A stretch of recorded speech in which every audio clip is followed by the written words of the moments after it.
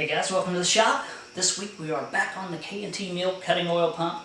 I asked for suggestions in last week's video. What would you do to fix it? I've got tons of suggestions, and one in particular was extremely popular. It's easy. It has the potential to fix this pump, or at least make it work, but it also has some drawbacks. You'll see. But we're going to try it because it's something we can do fairly quickly. So, you'll see what it is. Let's get started. Alright, so in the last couple videos we've been working on the K&T mill cutting oil pump. Now just put fresh oil in it. If you're not up to speed, please go back and watch the last couple videos that I've done on this. It'll get you up to speed and you won't be starting the book at the end, because it's been a lot of good work up until now, at least I think so. So I had a lot of viewers suggest that I put a check valve on the inlet side of this pump. That way this pump doesn't lose its prime. I'm perfectly happy with the way that the cutting oil pump, pumps. It has plenty of volume, plenty of pressure as far as I'm concerned. The only issue is that after it sits, it loses its prime, and you have to pour oil back in this thing to get it working again, and I just can't deal with that. It needs to work when I pull the handle. One way or another, that's what I want, even if it sits for a month. So I've decided to take some viewer advice and put a check valve on the inlet of this pump. Alright, so I've pulled the pump out of the machine. You don't need to see that again. I've had this in and out several times in the last week or so. Now this is the check valve that I'm going to use. For those not familiar, a check valve will only allow fluid to flow in one direction. This one was a spring-loaded check valve, and it required 10 pounds of pressure before the valve would come off the seat and allow fluid to flow through. This is going to be mounted vertically, so I just removed the 10 pounds is too much for this thing to have to pull. So I just removed the spring altogether. I'm going to let gravity do the work. It should still function as intended. This is the actual valve itself, and then you have a seat down there. So this is a rubber seated one, which is good.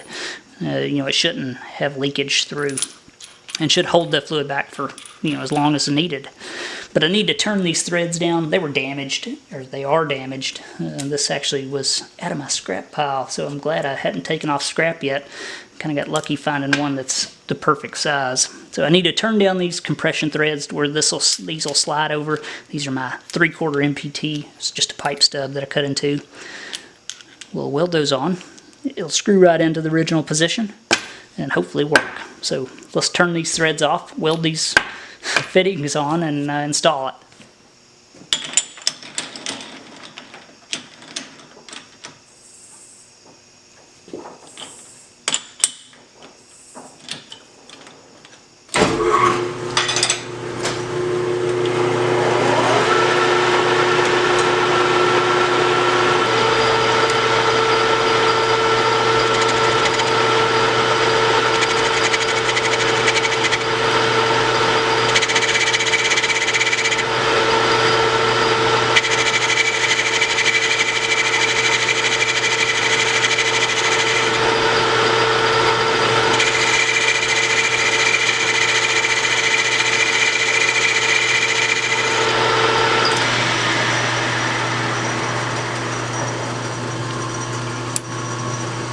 One side, flip it over, do the other side, and that's all it needs to do. Fit, and I'll weld it. Alright, so I think that's about ready to be welded, and it should fit just fine. Now, before we weld this, of course we're going to be welding it, so we're going to be putting a lot of heat in it, and this should be common knowledge, but it's not. When you weld something, anything that's not capable of withstanding the heat will either melt or get damaged. We got a multi-million-dollar piece of equipment shipped to us from overseas at work, and it was huge.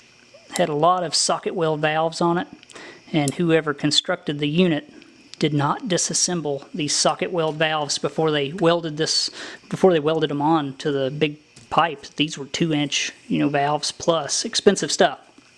And damaged almost every one of them, and it was a nightmare to try to hunt down. You just had to assume that every socket weld valve on this whole entire piece of equipment was ruined, simply because they skipped the step of removing the fragile parts before they welded it together. So there we go, should be good to go. Let's weld these on and stick it in there.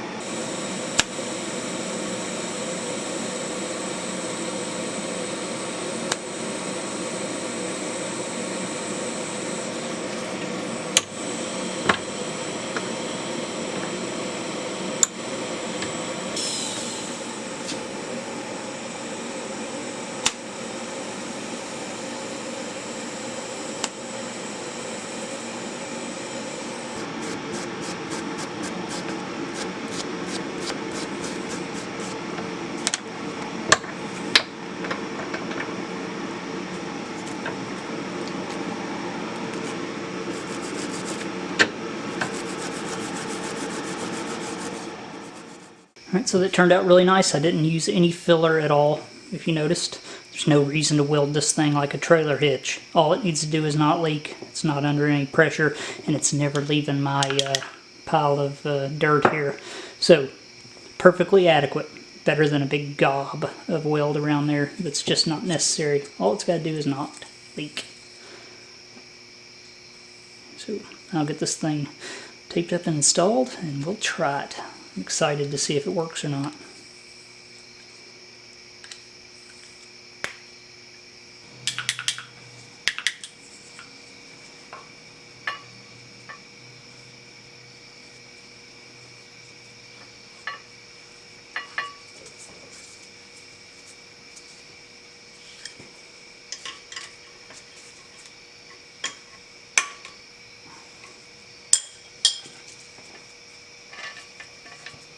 There we go. Hope that works. Okay, so we know this thing works. If you watched the last couple of videos where we've been working on this, you know, when it's primed it seems to do fine. It's just when it sets and loses its prime is when it stops working. So I've just been messing with this thing, you know, now that I've got it back together, making sure that it works with the check valve in it, and it works just like it did before. I took my first few cuts with this thing. It's nice, I'll have to say that. Messy, of course, you know, I knew that going into it, that cutting oil was going to be extremely messy. I've used it before. Really, what I want cutting oil for is not for just milling, but like, you know, standard vertical milling. It's horizontal milling, where the cutters are large. You want the oil to stay with the cutter. You want to flush out the slots. You really need a flood coolant, in my opinion, for horizontal milling. I haven't had good experience using the mist coolant with the big wheel cutters. Let's take a quick test cut here. We'll let this thing set and we'll come back and see if it works. But there's still going to be issues with this, I expect. We'll talk about it in a minute. Let's cut this slot here. Alright, so we're running 1 1/4 inch rougher. We're going to be taking the full width of the cutter, slotting this piece of mild steel. We're going to be cutting about 3/4 inch deep. We're going to be running 302 RPM on the cutter and 1 inch a minute feed. So, you know, not a huge cut, but fairly substantial.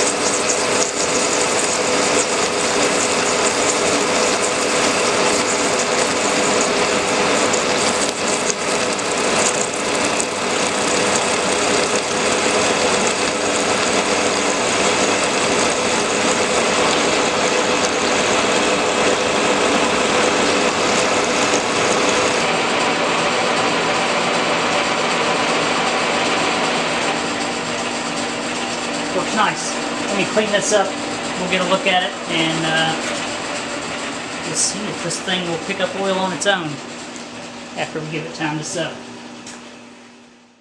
So a horrible mess, but you know, the majority of it goes down in the T-slots. These little these are sold for $1 at our local dollar stores, so I picked up a couple of these. Some for the cars, for the windows, and then one for the grinder on the mag chuck, and then I got one for this, and it seems to work really good. So, basic, but it works.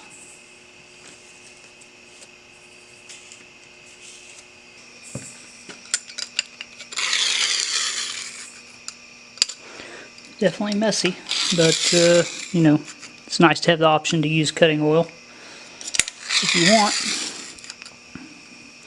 But this machine is designed around it, so it does a pretty good job of containing the mess. You know, most of the oil goes down in the T-slots and returns right back to the sump. And you know, what spills over, at least anything near the center of the machine, is channeled back down to the foot and goes down into the brass screens there. So, you know, it's not too bad. Not great, but not too bad. Alright, so there's our slot. You know, just a roughing and mill slot, but that's a pretty good one. And I got my mess pretty much cleaned up. Definitely a lot more mess cleanup than what you'd experience with a water-based coolant. But, you know, that's not for every time use. Like I said, horizontal milling is the main goal here.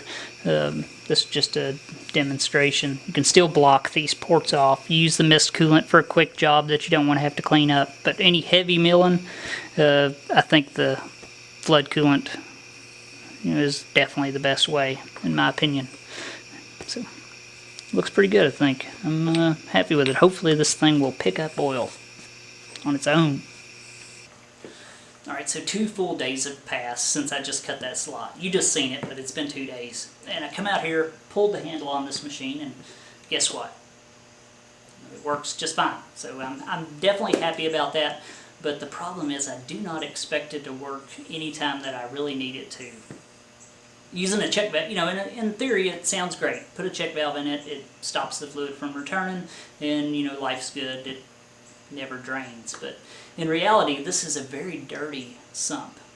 They always get dirty. Paint chips, you know, human hair could even get under the seat of this check valve and stop it from working. Putting a finer screen on the pickup tube will only stop the screen up. So I think the real answer to fix this thing is to make it work as it was intended. So through all the suggestions and stuff, what I believe that I'm going to do, Robin Renzetti also suggested this, along with several others, is that I build up the case wall of the pump, you know, to the worn gears. It doesn't matter if they're worn as long as there's a tight clearance between the teeth of the gears and the case wall of this pump. So that's what I'm going to be doing. I'm going to be using some sort of abrasion resistant, you know, 2-part epoxy that I can, you know, wipe in. It'll be the easiest to apply, you know, unlike brazing or, you know, trying to shim it like some people suggested. I don't know that that would work, but so I apply the epoxy, machine it out, you know, life's good, and in theory it should work. So we'll see.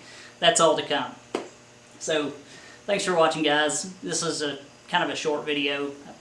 Watch for the other video that I'm going to be putting out on sharpening the taper reamer. I don't know which one of these is going to come first, so keep your eyes open. I should have 2. So that's it. Thanks to my viewers, patrons, subscribers, all. And for anybody wondering, this thing is full. The foot of this is as full as it can be without it running out on the floor, so it's not a fluid level issue. This pump is just setting very high in the casting, and it has to pick up fluid a long way. So that's it. Thanks to my viewers, patrons, and subscribers. I appreciate it. And that's it. So, thanks for watching, and I'll see you next time.